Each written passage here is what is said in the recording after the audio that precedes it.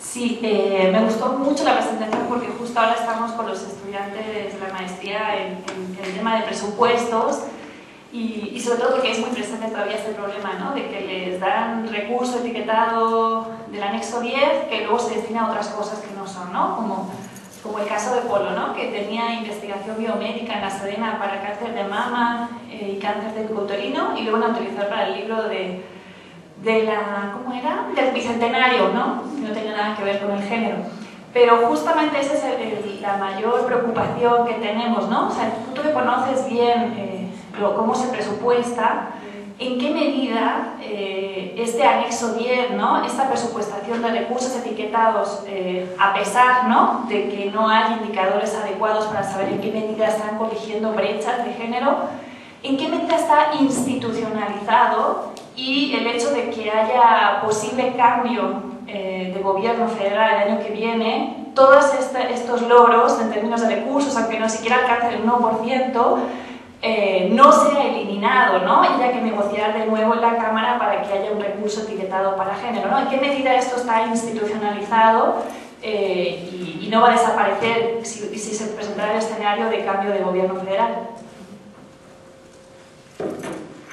¿Varias o como una, dos, tres? No sé, me surgen varias dudas de la presentación con respecto a la igualdad de género. Parecería que más que el presupuesto vaya encaminado a una acción afirmativa de equidad de género, parecen como proyectos de combate a la pobreza, más que de igualdad de género, porque y sobre todo por donde se ubica la mayor parte del presupuesto, que sería en la Secretaría de Sedesol, y que ha habido muchas críticas. No solamente va a combate a la pobreza, sino es un poco que ponen a trabajar a las mujeres en este sentido. Y por el otro lado, que hay también un trasfondo de control de voto en él. O sea, como lo ha habido en todas las administraciones, siempre hay un programa social que el trasfondo es una política electoral, ¿no? Tú dijiste algo muy importante con respecto a las ONGs. El problema que ahora los financiamientos se dan a grupos que van y piden o hacen un proyecto a Sedesol y llevan a cabo el proyecto para la igualdad de las mujeres, pero además la crítica ha sido que esos proyectos, esos programas están muy controlados bajo un sistema de partido. Entonces yo creo que sí habrá que ver realmente estos proyectos de género, y por el otro lado también van a un sector de la población, nada más. O sea, no hay un diagnóstico de la desigualdad de género en realidad, por decirte, en el aspecto laboral, cuántas mujeres estamos trabajando en X, en la estructura de qué puestos ocupamos las mujeres, qué puestos somos, o el perfil académico desde una perspectiva de género para integrar a la educación esa perspectiva de género o esa acción afirmativa sobre igualdad. Entonces yo creo que sí hay muchas interrogantes a estos programas de género, que es una moda y una cuestión política desde mi punto de vista, por un poco lo que fue tu exposición, ¿no?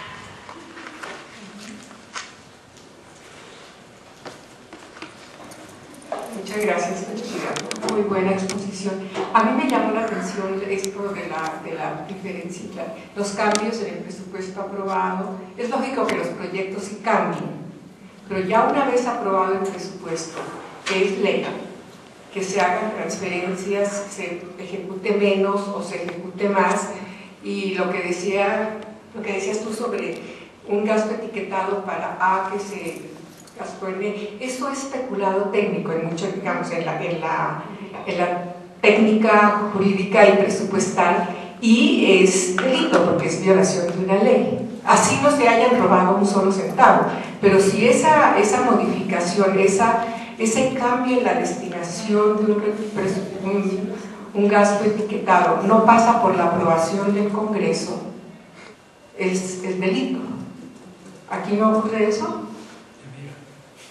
Debiera. No lo sé. Debiera. Pero está como... puede ser que no tenga- Entonces, no tiene mucho como lo cambiamos. Como ustedes quieran. Yo sí. Ok. Como tú prefieres. Entonces, estas tres. Sí, voy a comenzar con la de Gisela. Sí, efectivamente, Gisela. Yo decía al principio que yo necesitaba como 3 presentaciones. Esta era solamente como una parte, porque justo la otra parte es como el análisis de la desigualdad, justamente, ¿no? Y en los diferentes programas, cómo los programas sí plantean a veces la reproducción de las desigualdades, ¿no?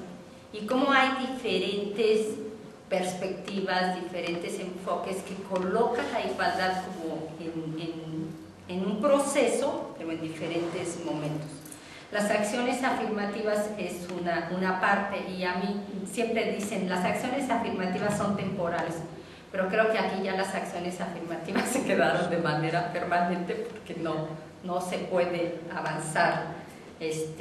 No se llega a la parte de igualdad de oportunidades, porque una vez que tienes la igualdad de oportunidades ya puedes avanzar.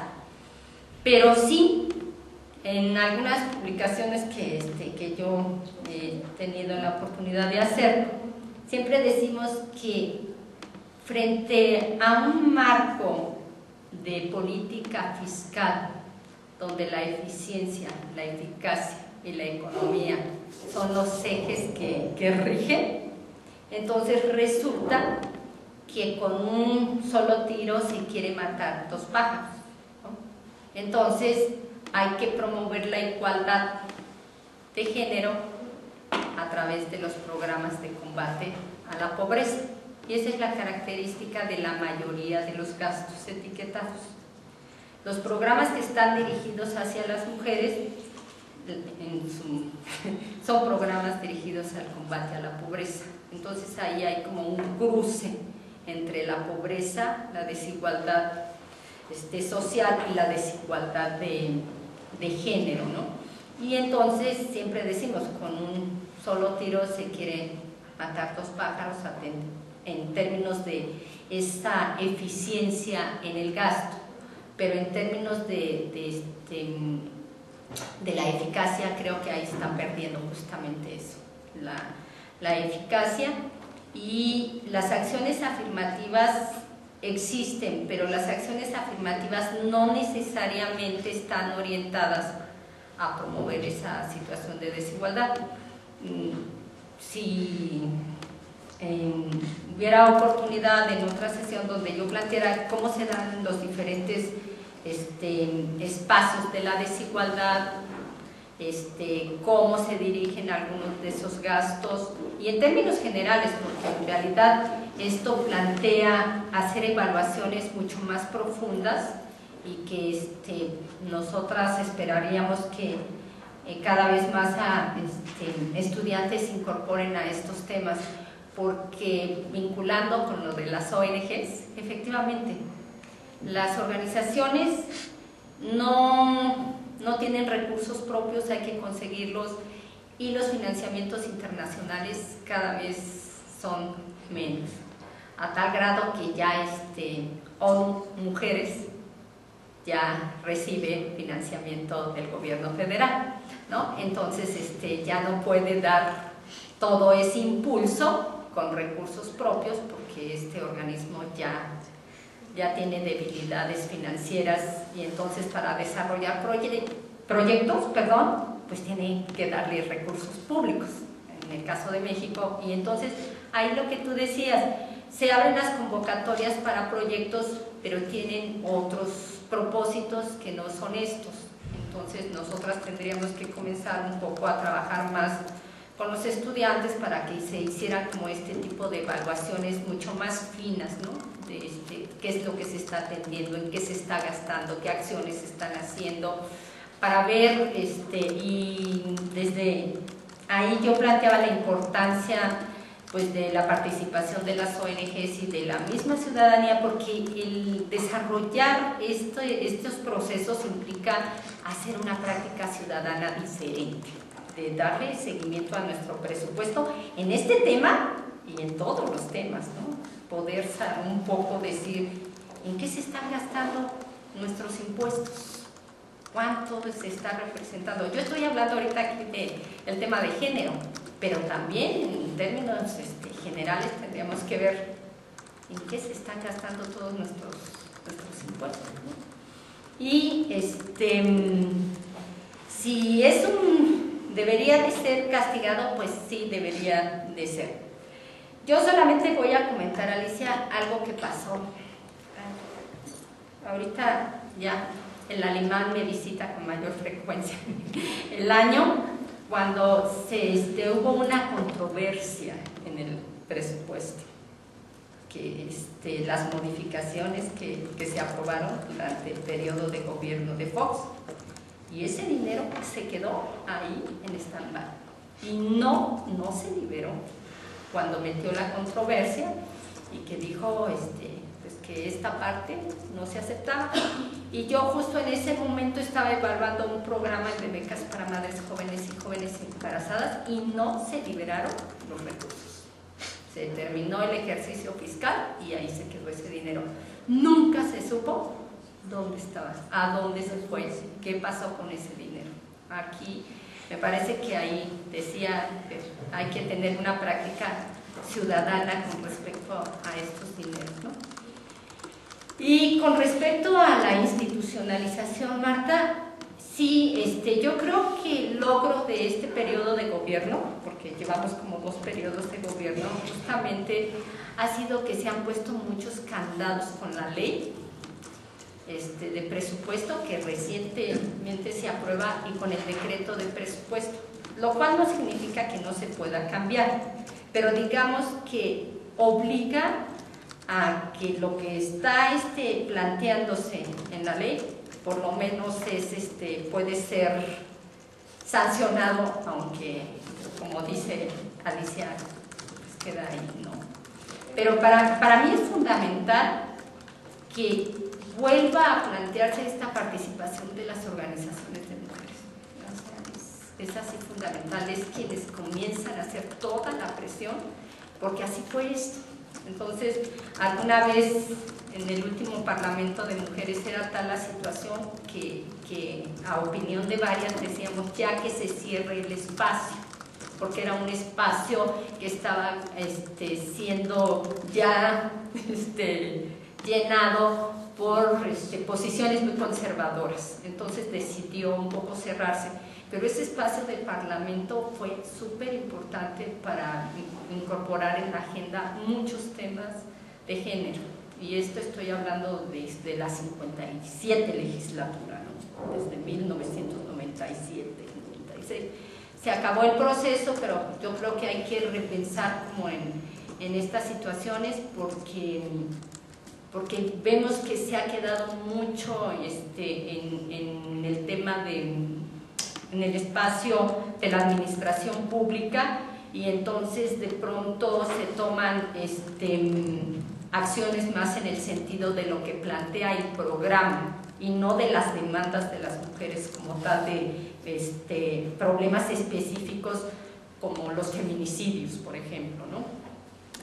Problemas de violencia, problemas de la pobreza, que lo están atendiendo pero como un problema social, pero hay problemas muy específicos que no logran llegar con tanta fuerza porque como que este espacio se ha cerrado o no lo hemos cerrado, no lo sé, ¿sí? Habría que revisar, pero sí están esos candados, no es muy fácil que se vaya a cambiar con un nuevo periodo de gobierno. Espero estar respondiendo, y si no, digan. Bueno, mi pregunta es más o menos como si no ha habido también un distanciamiento de la producción teórica académica y la instrumentación concreta en este tipo de programas, porque de repente pareciera como que solo una perspectiva teórica llega ahí, que es como la perspectiva más, desde mi punto de vista, a veces sobresimplificada del género, ¿no?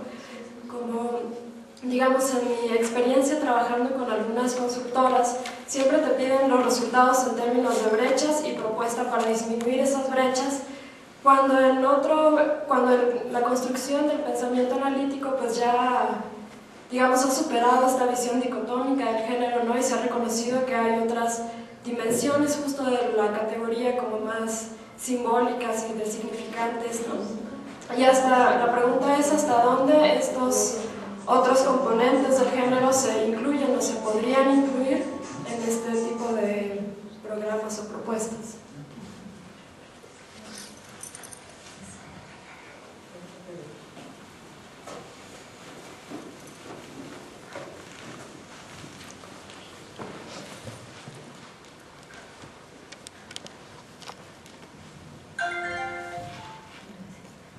Bueno, gracias Clarida. A mí la verdad me ha gustado mucho la conferencia. Me parece que, bueno, los que no conocemos el tema, queda muy en poco tiempo y pocas palabras cuál es como el problema de fondo, de por qué habiendo así un esfuerzo más o menos sistemático de financiamiento, por qué no ha habido esta igualdad de género, ¿no? Y como tú decías, creo que queda claro desde el principio, o sea, hay esta tensión entre lo que es la desigualdad de género y lo que es el tema del financiamiento, ¿no?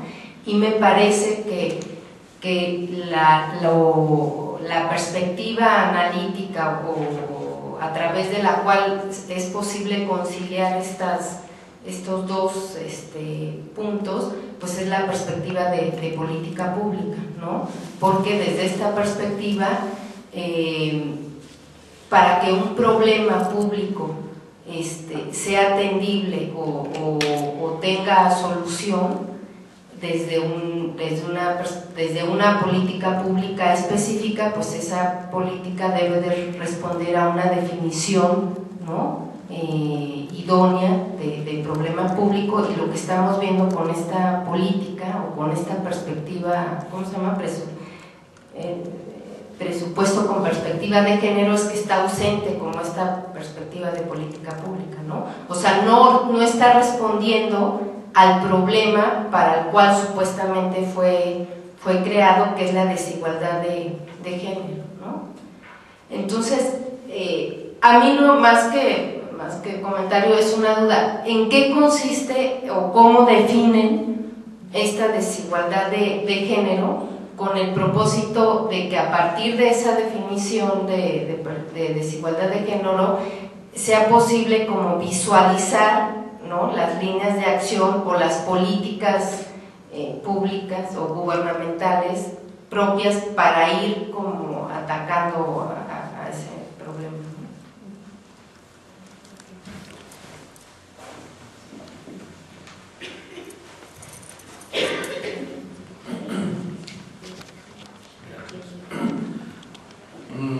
Gracias, Florida, por la presentación. Creo que es muy ilustrativa y muy importante. Dos preguntas. ¿Tú consideras que existen países modelo en los que habría que intentar seguir experiencias que consideres que han sido exitosos, o experiencias exitosas, políticas exitosas en este sentido? Ese es un aspecto.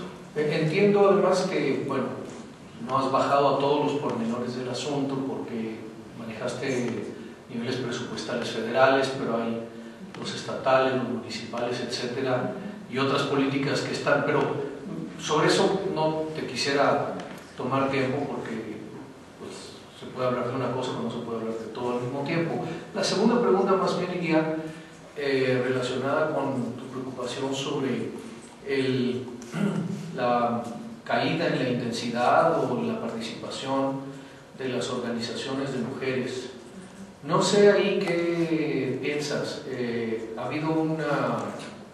Bueno, primero creo que hay, si no me equivoco, una diferenciación entre lo que son movimientos feministas y movimientos de mujeres. Creo que no son necesariamente la misma cosa, porque en el caso de movimientos de mujeres puede haber reivindicaciones de mujeres por diferentes cosas, pero no necesariamente de carácter feminista, aunque tenga una dimensión que nosotros podemos ver como tal. La otra, o el otro aspecto sobre el que, digamos, me parece que sería interesante conocer tu punto de vista es, ¿tú crees que el movimiento feminista, el movimiento por la igualdad de la mujer, para llamarlo de una manera más genérica, ha disminuido en sus capacidades de reproducirse a sí mismo y de crecer? Y en ese caso, ¿por dónde verías que están las razones de eso?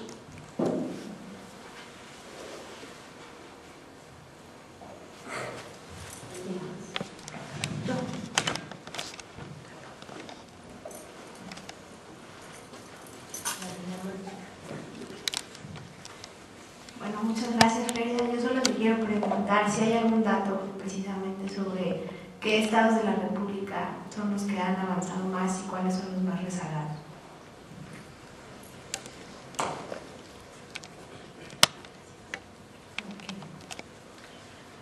Bueno, gracias por las preguntas.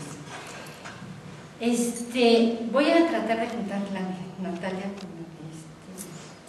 con Gloria. Sí, efectivamente, si nosotros revisamos toda la literatura sobre presupuestos públicos, hay mucho de pragmatismo. Es más, acciones propositivas para atender estas problemáticas, pero poco de teoría. Eso es un problema al que yo me enfrenté cuando comencé a hacer esta investigación, porque justo era como más una práctica, una estrategia del movimiento feminista por avanzar en la atención de la desigualdad, por hacerla efectiva. Y no había detrás, estaba esbozado un poco las ideas de género, pero estos conceptos, Nadie, y lo sabemos perfectamente y los hemos revisado ampliamente, que aquí está Mariana y está Natalia en el seminario, de que hay diferentes posturas teóricas sobre el género y sobre la desigualdad de género. Entonces, hay una que ha sido ya superada, digamos, en términos teóricos, que es la de roles de género, y es la que predomina de fundamento en la construcción de acciones dirigidas a atender estas problemáticas, ¿no? Entonces, efectivamente, perdón por plantearlo de esta manera, voy a pecar de soberbia, pero justamente mi tarea en este tiempo ha sido darle un peso teórico metodológico, porque no lo tienen. Si nosotros revisamos toda la literatura de presupuestos, son puras como recetas, ¿sí? Las buenas prácticas, decimos. Entonces, se ha orientado como mucho a decir definición de género. Género es la construcción social de la diferencia sexual, ¿no? Y género, abordado desde otras posturas teóricas, es un concepto mucho más complejo, muy complejo, que nos plantea diferentes situaciones de desigualdad. Y entonces la desigualdad no tiene propiamente como una definición como tal, sino que se ve como en diferentes dimensiones. El otro día revisábamos con Marta y después con Natalia, como cuál sería como el indicador de cuando se está en una situación de desigualdad, ¿no? Como cuáles serían los tips. Decíamos, falta desigual acceso a los recursos, desigual acceso a las oportunidades, no reconocimiento.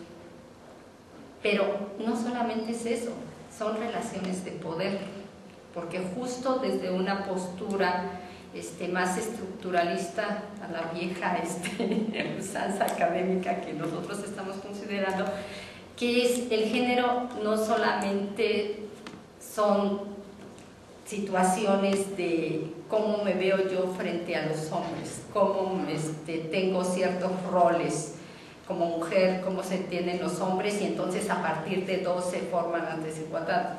No, el género son símbolos, el género son valores, son percepciones, son interpretaciones, son normas sociales que operan, que regulan de alguna manera el comportamiento de la sociedad, que ha sido construido socialmente, pero al mismo tiempo funciona como ordenamiento social. Y entonces tomar acciones públicas en base de cómo nos vemos las mujeres frente a los hombres, atiende una parte del problema, pero no atiende las causas estructurales, que ahí es donde está básicamente la situación. Entonces no logramos avanzar porque intentamos, decía por ahí Naila Kabir, curar el cáncer con curitas, ¿no?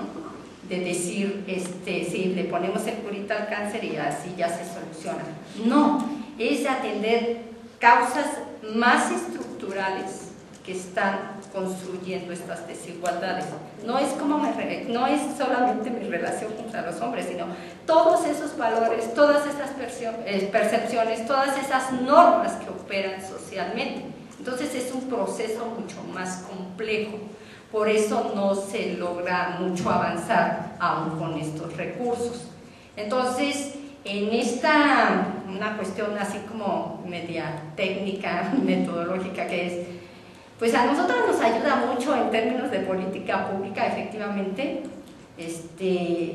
Yo creo que tomar como punto de partida las desigualdades de género nos plantea en términos muy prácticos y para didácticamente decirles a los alumnos cómo hacerle, hay que hacer un árbol de problemas, donde ubicas el problema, donde ubicas las causas y donde ubicas los efectos. Y entonces así puedes armar unas acciones públicas en red integrales, que vengan voy a hablar en términos como verticales para ejemplificar solamente didácticamente, que vengan de aquí abajo hacia arriba, no como se viene haciendo, que es asigno gastos a los programas, nada más por decir que están en esa situación, pero no veo cuál es el problema y cuáles son las causas que están pasando, que están generando ese problema.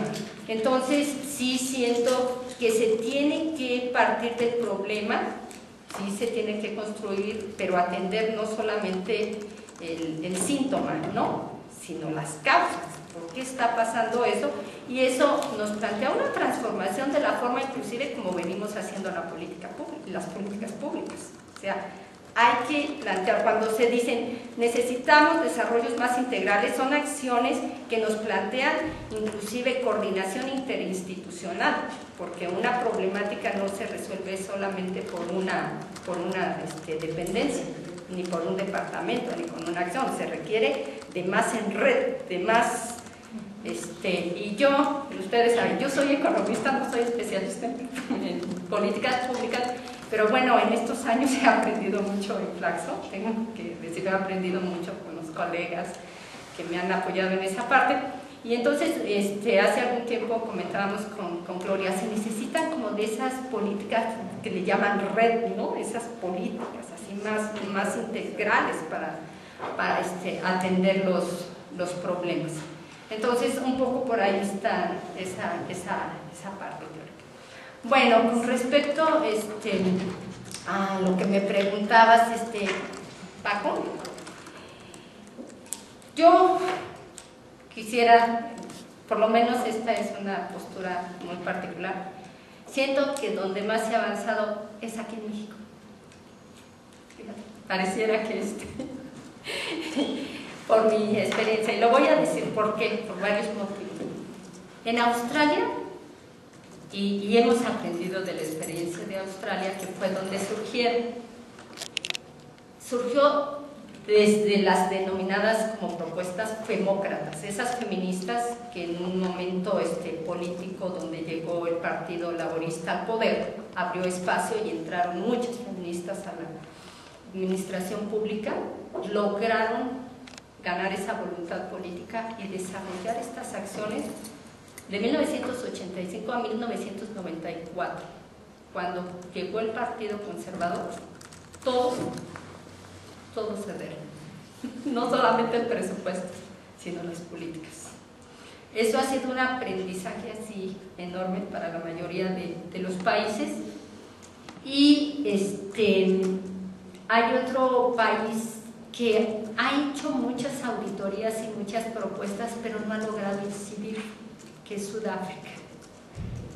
Entonces, en esa coyuntura política de democratización se presentaron situaciones que permitieron avanzar, pero no han logrado que las acciones permanezcan ni que se vea tan claramente como en el caso de México.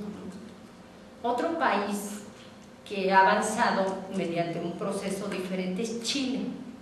Chile logró incorporar, ellos plantean más el proceso mediante la transversalidad, incorporar en todo el proceso, mediante un sistema de evaluación del desempeño, como el que en México está, pero allá le incorporaron la perspectiva desde el punto de vista, hay ponderaciones, ¿no? Evalúan a la dependencia, pero si hace acciones de género le ponen un puntaje, si asigna gastos le ponen otro puntaje, o sea que hay varias acciones para que todas las dependencias hagan acciones de género, ¿no? Y se hacen, pero la pregunta es, y esa es yo todas las veces que me invitan a la Cámara de Diputados, lo que siempre les digo, solamente díganos cuáles son las desigualdades que se han atendido. Díganos qué brechas están cerrando, ¿no? Porque, ¿perdón? Perdón, pero yo creo que ese es el problema, que no están definidas, ¿no? O que cada sí quien tiene su idea de brecha. No, sí están las brechas, porque existen muchos diagnósticos de las situaciones de desigualdad. Lo que sucede es que a la hora que se hace la planeación, a la hora que los servidores públicos lo hacen, se toman consideraciones, definiciones muy simples, muy deterministas, muy simples, acciones que a veces nada más son por cumplir. Vamos a reportar, hay que hacer un evento de una conferencia, hay que dar un taller, hay que capacitar a los funcionarios, servidores públicos, o sea, esas acciones, y hace falta como más una perspectiva teórica, metodológica, que les diga, a ver, el asunto es más complejo de lo que ustedes piensan, ¿no? Entonces, ahí de fondo está toda la comprensión de cómo se construye el género, qué plantean las desigualdades y lo complejo que resulta atenderlo en términos de política pública, pero no por eso imposible. ¿Me explico? Entonces ahí tenemos como esos. En términos de los diferentes, tengo que señalar que cada país o cada región toma rutas diferentes.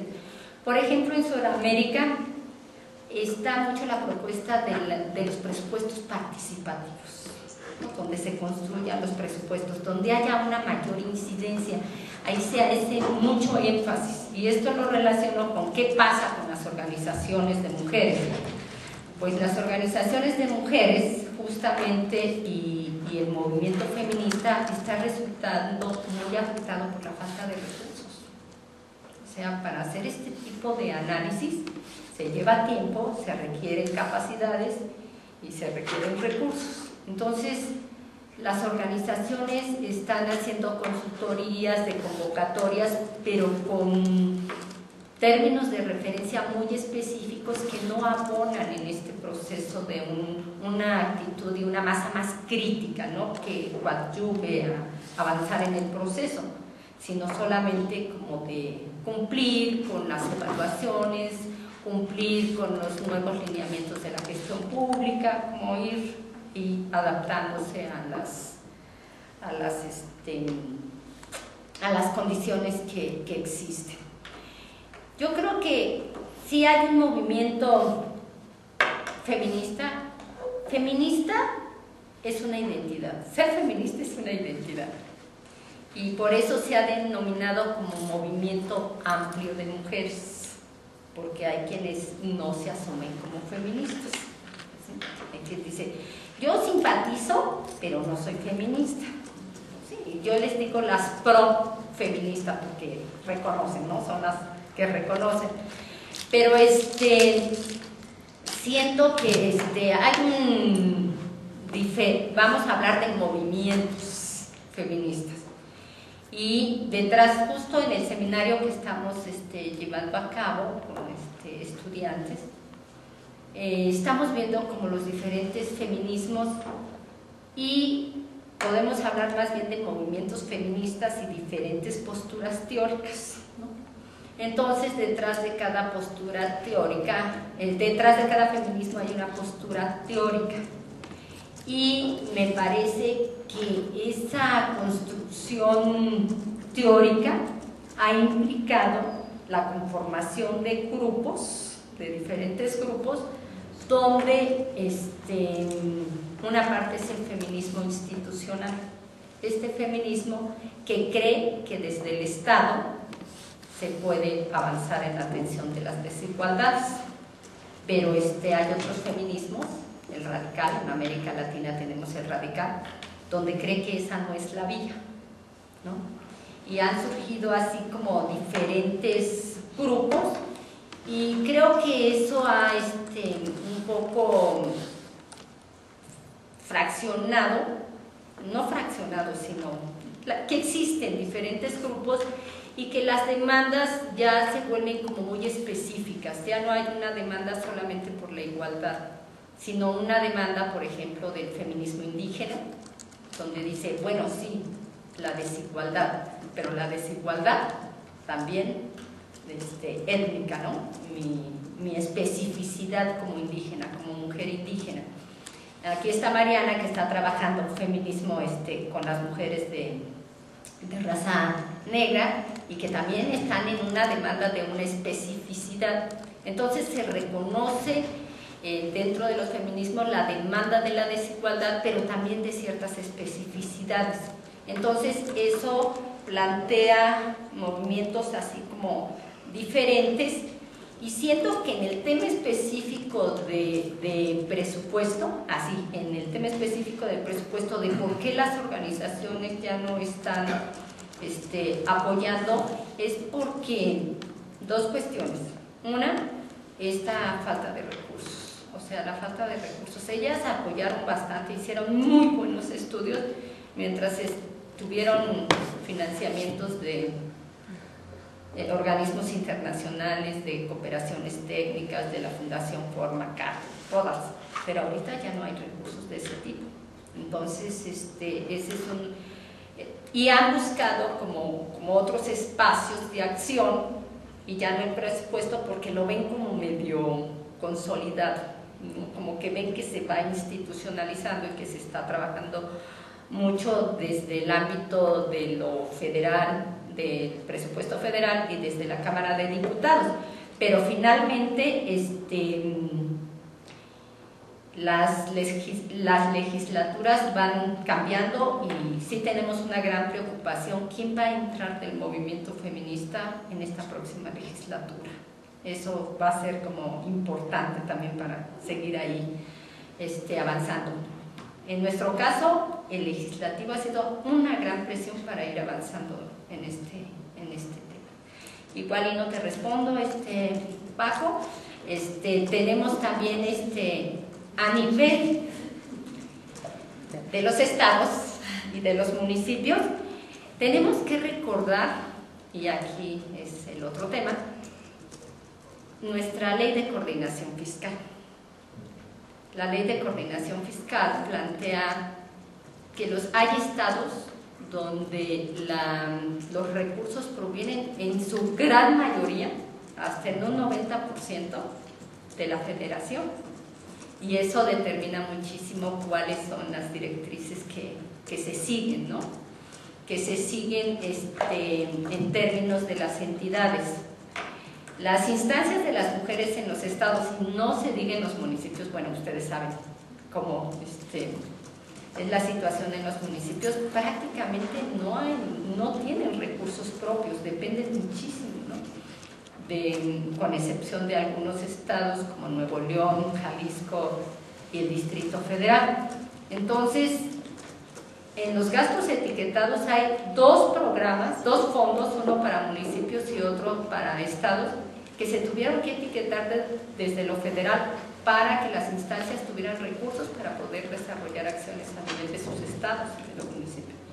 Quienes hemos ido a trabajar a los estados vemos que los municipios tenían una silla, algunas ni silla tenían en sus estancias, en sus oficinas, ¿no?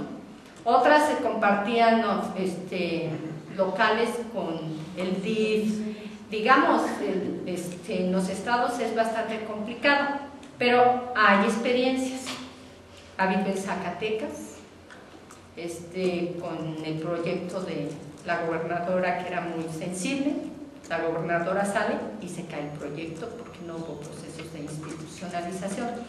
En Michoacán, en Guerrero, pero la experiencia más exitosa es la del Distrito Federal a nivel de los estados. Ahí ha habido desde quienes, yo conozco la experiencia, pero se ha llegado inclusive a crear una clave presupuestaria para que en la estructura se visibilice. Ahorita acaban de terminar un proyecto con ONU Mujeres sobre ver el avance de transversalización, y nosotras planteamos, está muy bien avanzar en la transversalización, no hay que dejar de hacerlo, hay que seguir trabajando, pero hay también que centrarse en la atención de las desigualdades. Hay que valorar, yo creo, ese proceso, hace falta una evaluación, pero el DF es un buen ejemplo y buenas prácticas, de buena práctica. Bueno, pues no sé si les contesté, si no se las quedo. Muchas gracias. Gracias. Sí, gracias.